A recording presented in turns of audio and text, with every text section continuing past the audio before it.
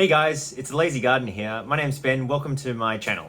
I'm actually doing a little project at the moment, and I'm taking up this documentary style video log thing where I'm hoping that I'll take you guys along a journey that I'm kind of experimenting, or kind of like a science experiment. But effectively, before I get into it, I'd like to basically put my goal out there and go and let you know the $1,000,000 question. How do I actually build a food forest in a urban backyard suburban home in Australia, and with little to non-existent experience in gardening, i.e. myself? And here's the kicker. You've got to make it aesthetically pleasing, and you've got to get to a point where you don't ever, and I mean ever, have to weed ever again. Or even mow the lawn. Not my most favorite things to do. Pruning I'm okay with, and that's a little bit more therapeutic, and you get to observe nature a little bit as well at the same time. So that's the goal. Now, a bit of context, guys. Or call it an origin story if you want. Back in 2015, I was lucky enough to kind of secure a home which needed a lot of elbow grease, and I spent the next couple of years doing a whole bunch of renovations because the ceiling was leaking water, the floor was molding, you had holes in the walls, and the plumbing was fully clogged. You kind of get the picture of what's going on there. And essentially, I neglected the backyard, the garden, essentially. Now, moving forward a couple years, back basically around 2018-ish, maybe 2017, started thinking about it, and I effectively had a patch of lawn and weeds, and maybe an old garden patch by the previous owner that I essentially didn't know what to do with. Now, being me, I think with my stomach, and so I'm going, I don't care about the perfect lawn, manicured lawn and flower. I mean, flowers, yeah, sure, but I want some benefit out of it, and I like to eat. So why not live like as if someone were on a homestead and go out into the nature and basically pick the fruit you want and the vegetables you would eat, well, the ones that I like anyway. I mean, come on.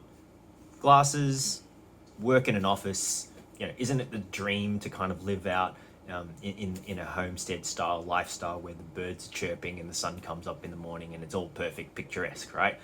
Granted, it's probably not what's going to happen, but that's the dream. So I'm going to basically do a transformation, guys, and of the backyard. You can probably hear a little bit of that rain, which is why I'm inside at the moment talking to you guys. And I'm actually going to document every step of the way. And the beauty of it is this.